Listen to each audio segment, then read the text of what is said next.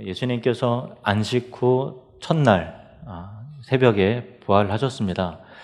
부활한 줄 모르는 그 여인들이 향품을 가지고 또 예수님의 어떤 그 시신을 또 이렇게 잘 보존하도록 처리하기 위해서 왔는데요. 무덤에 찾아온 여인들에게 천사가 그리고 주님이 나타나셨죠. 그리고 예수님의 부활을 확인한 여인들이 황급하게 제자들에게 찾아가서 그 모든 것을 고했을 때 베드로와 요한은 무덤으로 왔습니다. 그리고 거기에 빈 무덤과 수의만 남아있는 것을 확인했습니다. 빈 무덤과 수의는 예수님께서 죽음의 장소에 머물러 계시지 않고 생명과 능력으로 부활하셨다라고 하는 것을 뜻하는 거죠. 빈 무덤과 수의가 예수님께서 부활하셨다라고 하는 메시지인데요. 베드로를 포함한 제자들은 빈 무덤을 확인하고 또 예수님의 몸을 감쌌던 수의가 그대로 이제 있는 것을 남아 있는 것을 보고서도 참 이상하다라고 여기고 반신반의할 뿐 예수님의 부활을 어떤 기쁨과 감격으로 그렇게 승화시키지 못했어요. 참 이상하다, 희한하다 이랬지. 예수님 부활하셨구나라고 하는 그 감격으로 발전시키지 못했다라는 것입니다. 우리는 또 마찬가지로 예수님의 부활을 그 증거를 요구하지만 예수님의 부활의 증거가 우리의 그 믿음을 또 강화시키고 또 우리의 믿음을 돕는 역할을 하지만 그 증거 자체가 우리의 믿음을 만들어내는 건 아니에요. 그래서 예수님의 부활의 증거가 우리의 믿음을 만들어내는 것이 아니라 오직 거듭나게 하시는 성령께서 우리를 믿게 하시고 이끌어 주시는 그런 것이죠. 엠마오로 가던 두 제자들의 경우 부활하신 주님이 지난주 살펴본 말씀이죠. 부활하신 주님이 그들에게 나타나셨죠. 그런데 그들은 같이 동행하며 또 자기와 이야기하던 그분이 예수님이라는 것을 전혀 인지하지 못했지 않았습니까? 그러니까 그리고 또 그뿐만 아니라 예수님을 알아보지 못했다. 부활하신 예수님을 제자들과 그에 가까운 사람들이 알아보지 못했다는 것은 다른 제자들도 마찬가지였고 막달라 마리아도 마찬가지였어요. 막달라 마리아가 향품을 가지고 동산에 갔을 때 예수님이 자기 앞에 있는 것을 보고서 예수님 하고서 엎드린 것이 아니라 동산 직위원들로 아는 거예요. 그죠? 그러니까 이와 같은 일들을 통해서 주님을 익히 알던 사람들마저도 부활하신 주님을 알아보지 못한 이유가 과연 무엇일까? 라는 것을 생각해 볼 때 예수님께서 여러 가지 면에서 부활하신 그 형상이 다른 모습으로 나타나셨기 때문에 그런 것이기도 하지만 부활하셔서 그 진정한 그 영광과 신적 권능과 신분이 원래 예수님의 참 모습이시죠. 부활하신 모습이 원래 참 예수님의 모습인데 제자들은 그 이전에 평소에 예수님의 신적인 권세와 능력과 그 영광을 같이 옆에 있으면서도 잘 알지 못했다라는 거예요. 그러니까 부활하신 예수님이 달라지셨지만 그 다름이 본래 예수님의 원래 모습이고 그냥 평소에 익히 알았던 모습은 본래 예수님의 참 모습을 그 영광과 그 능력을 제대로 이 제자들이 감지해내지 못했다라는 것이죠. 이와 같이 그들은 무지했고 불분명했습니다. 이 이유에 대해서 성경은 그들의 눈이 가려졌기 때문이다라고 말씀하고 계십니다. 예수님께서 엠마오로 가던 두 제자에게 동행하시면서 모세 오경부터 또 선지자들이 말한 그런 하나님의 말씀을 풀어서 그리스도의 나타남과 그가 겪으셔야 되는 고난과 죽으심 그리고 영광스러운 부활에 대해서 조목조목 설명하여 가르치셨을 때 그들의 마음이 뜨거워짐을 경험하게 됐습니다. 왜 주님은 직접 그 손에 못자국을 보이시면서 내가 부활한 예수다라고 보이지 않고 왜 말씀을 통해서 그들을 교훈하시고 깨우쳐 주셨을까요? 우리의 믿음의 기초는 오직 하나님의 말씀이어야 하기 때문에 그런 것입니다. 하나님의 말씀을 듣고 이해하고 생각할 때 우리의 그 믿음의 눈과 귀가 열려지게 되는 것이죠. 베드로전서 1장 23절 말씀을 보시겠습니다. 베드로전서 1장 23절 시작. 너희가 거듭난 것은 썩어질 씨로 된 것이 아니요 썩지 아니할 씨로 된 것이니 살아있고 항상 있는 말씀으로 되었느니라. 아멘. 너희가 거듭난 것은 썩지 아니하는 씨 하나님의 말씀으로 되었다. 영원한 하나님의 말씀으로 우리가 거듭나게 되었다라는 것이죠. 그래서 여러분, 하나님의 말씀으로 여러분의 믿음이 말씀을 통해서 새로워지고 굳세게 되는 은혜가 있길 원합니다. 그런데 그 말씀을 통한 거듭남과 또 눈이 열려지게 되는 역사가 누구에게나 일어나는 건 아니에요. 학자들 중에서도 하나님의 말씀을 그렇게 연구를 하고 많이 읽어도 그리스도에 대해서 전혀 영적으로 무지한 자들은 전혀 그 말씀을 아무리 배우고 들어도 귀가 열려지지 않아요. 그 누구에게는 그 말씀이 효력 있게 그 말씀이 생명이 되고 또 누구에게는 그냥 텍스트로서의 어떤 글자로서의 기능밖에 왜 안 되는 걸까요? 그 안에 성령께서 거듭나게 하시는 은혜를 베푸셔야만 그 말씀을 통한 역사가 나타나게 되는 것이죠. 말씀을 듣는 자의 영혼에 성령께서 역사하심으로 눈과 귀가 열려질 때에 사람은 거듭나게 되고 그 말씀이 이제 뿌리가 내려지게 되고 열매 맺어 자라게 되는 것입니다. 그래서 사람의 거듭남은 말씀의 역사임과 동시에 성령의 역사다라는 것입니다. 누가복음에 나왔던 이 엠마오의 두 제자가 예수님께서 말씀을 풀어주실 때 성령의 역사를 경험한 거예요. 자, 누가복음 24장 32절 말씀을 보시겠습니다. 시작. 그들이 서로 말하되 길에서 우리에게 말씀하시고 우리에게 성경을 풀어주실 때에 우리 속에서 마음이 뜨겁지 아니하더냐 하고, 우리 그 속에서 마음이 뜨거워지는 역사가 일어나게 되는 것이죠. 그래서 이 말씀이 우리에게 믿음이 되고 또 우리의 삶을 살아갈 지혜가 되고 또 천국과 하나님 나라를 소망하게 될 비전이 되는 그런 모든 것들은 성령께서 우리에게 베풀어 주신 은혜인데, 여러분이 말씀을 들을 때, 예배 가운데 말씀을 들을 때, 그리고 여러분이 말씀을 묵상할 때 마음의 뜨거워짐을 경험했다면 그것은 성령께서 택하신 자들에게 베풀어 주시는 구원의 은총이요 선물이라는 것을 반드시 기억하시길 바랍니다. 또 오늘 말씀을 보면요, 그 영적으로 눈이 감기운 두 제자의 눈을 열어주시는 그 과정 가운데 또 다른 과정으로 예수님께서 인도하시는 것을 볼 수가 있어요.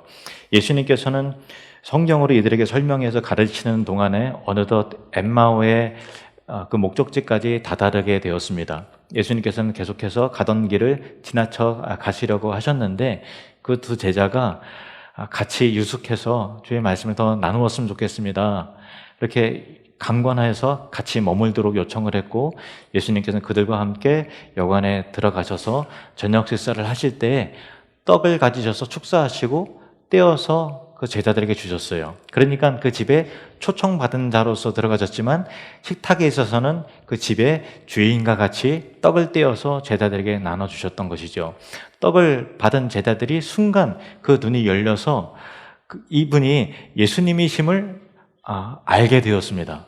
깨닫게 되었습니다. 그리고 그 순간 예수님은 사라지셔서 보이지 않게 되었죠. 떡을 떼어주셨다라고 하는 것은요, 어떤 것을 의미하는가 하면은 예수님께서 잡히시기 전에 떡을 떼셔서 또 잔을 부으심으로 예수님께서 고난받아 십자가에 못 박혀 죽으실 것을 제자들에게 성찬식을 통해서 가르치신 그 성찬의 내용과 일치하는 것이죠. 그 성찬을 상징하는 그 내용이 있는 것입니다. 누가복음 22장 19절에서 20절 말씀을 보시겠습니다. 누가복음 22장 19절에서 20절 시작. 또 떡을 가져 이르시되 이것은 너희를 위하여 주는 내 몸이라. 너희가 이를 행하여 나를 기념하라 하시고 저녁 먹은 후에 잔도 그와 같이 이르시되 이 잔은 내 피로 세우는 새 언약이니 곧 너희를 위하여 붓는 것이라. 아멘.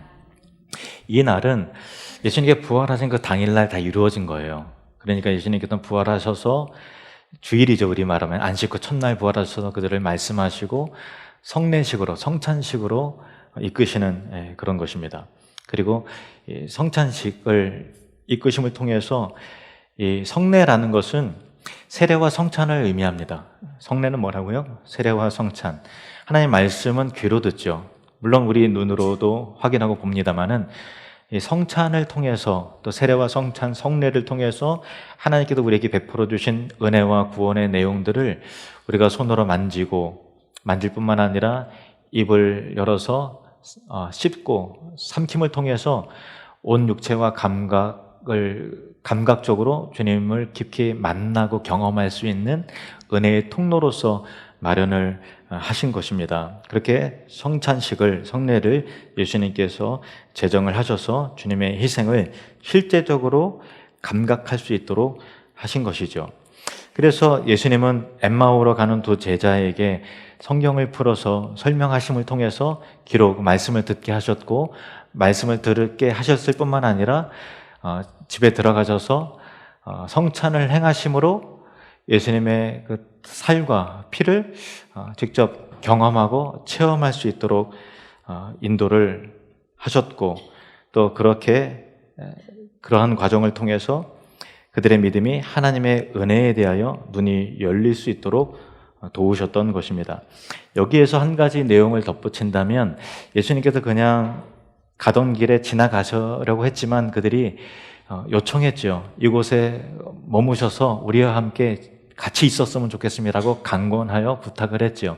이 부탁하고 또 요청하는, 간청하는 이 행위를 기도라고 적용을 할 수도 있을 것입니다. 물론 그 제자들이 기도했다라고 하는 것은 아니지만 간청하고 요청하는 그 행위를 기도라고 적용을 한다면, 영적으로 가려졌던 그들의 눈이 열리게 되는 그 은혜를 입었을 때 동원된 수단은 뭐냐면, 첫 번째로 하나님의 말씀이고, 두 번째는 성례이고, 세 번째는 기도라 할 수 있겠죠.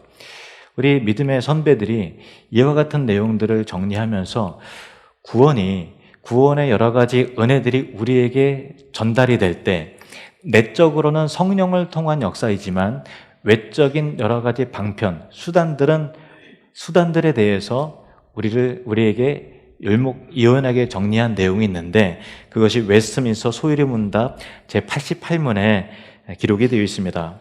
우리 한번 보시겠습니다. 그리스도께서 우리에게 구속의 유익들을 주고자 사용하시는 외적인 수단들은 무엇입니까? 같이 읽겠습니다. 시작. 그리스도께서 우리에게 구속의 유익들을 전하시는 외적이며 보편적인 수단들은 규례들, 특히 말씀과 성례와 기도입니다. 이 모든 것들은 구원을 위해 택함 받은 자들에게 효과적으로 역사하게 합니다. 이 웨스민스터에 기록되어 있는 구원의 여러 가지 은혜 요소들을 효과적으로 우리에게 전달시키고자 그리스도께서 제정하신 것이 말씀과 성례, 그리고 신자의 기도다라고 하는 것이죠. 이와 같은 것들을 통해서, 말씀을 통해서 구원을 경험하게 되고, 구원과 포함된 여러 가지 하나님의 은총을 알게 되고, 또 성례식을 통해서 구원받은 것이 무엇이고, 또 이 그리스도의 희생이 무엇인지를, 하나님의 사랑이 어떠한지를 씹고 마심을 통해서 감각적으로 느낄 수 있게 하셨고, 우리가 주님 앞에 간청하고 간구하는 기도를 통해서 모든 은혜가 우리에게 임할 수 있도록 허락하셨다라는 것입니다. 이 말씀과 성찬, 이 모든 일을 겪은 두 제자는 방금 경험한 이 사건을 되돌아보면서 서로 말하면서 이렇게 고백합니다. 길에서 우리에게 말씀하시고 우리에게 성경을 풀어주실 때 우리 속에서 마음이 뜨겁지 아니하더냐, 이렇게 서로 이야기를 합니다. 그때부터 부활하신 그리스도를 참되게 알아가는 믿음의 시작이, 그 여정이 된 것이죠. 그들은 말씀과 함께 예수님의 떡을 떼어주시는 것을 통해서 예수님께서 참 생명의 떡이며 또 그리스도의 죽으심의 그 은혜와 부활의 능력과 영광을 알게 되기 시작했던 것입니다. 그런데 예수님은 그 떡을 떼면서 예수님을 안과 동시에 왜 갑자기 사라지셨을까요? 왜 예수님께서는 갑자기 순간 보이지 않게 사라지셨을까요? 그 이유는 여기 더 이상 머물러 있지 말라는 뜻입니다. 그들은 즉시 일어나 예루살렘으로 돌아갔습니다. 33절에서 35절 말씀을 같이 읽겠습니다. 시작. 곧 그때로 일어나 예루살렘에 돌아가 보니 11 제자 및 그들과 함께한 자들이 모여 있어 말하기를 주께서 과연 살아나시고 시몬에게 보이셨다 하는지라. 두 사람도 길에서 된 일과 예수께서 떡을 떼심으로 자기들에게 알려주신 것을 말하더라. 아멘. 바로 이것이죠. 예수님은 주님을 만난 사람들이 함께 모여서 서로 부활하신 주님에 대한 그 진리를 서로 선포하고 또 같이 경험한 은혜들을 나누면서 사랑의 공동체, 은혜의 공동체를 같이 이루기를 원하셨던 것입니다. 교회는 말씀을 통해 주님을 만난 사람들이 그 진리와 은혜와 사랑을 서로 나누면서 확인하면서 자라가는 공동체예요. 그러니까 엠마오로 갔던 그 제자들이 예루살렘으로 들어와서 길에서 우리가 예수님을 만났다라고 얘기하고, 시몬도 베드로죠. 베드로도 주님을 만났다라고 했을 때 그들이 길에서 우리에게 풀어서 가르쳐 주신 말씀은 이거였다라고 이야기하면서 얼마나 그 감격스럽게 그 말씀 안에 부활하신 주님을 같이 경험하면서 얼마나 그 생명력 있는 공동체와 은혜가 같이 그 모임 가운데 이루어졌겠습니까? 하나님께서 원하시는 교회의 모습이 바로 그것이라는 것입니다. 주의 진리를 함께 나누면서 우리의 삶의 길목에서 만났던 주님의 은혜를 감격스럽게 서로 나누고 또 누릴 때 그 공동체는 주님의 진리와 사랑과 은혜 속에서 더욱더 든든하게 세워져 가는 것이죠. 우리 하늘드림교회가 바로 이렇게 진리 가운데 또 서로의 나눔의 사귐 가운데서 세워져 가는 이 시대의 건강한 교회가 되기를 주님의 이름으로 축복합니다.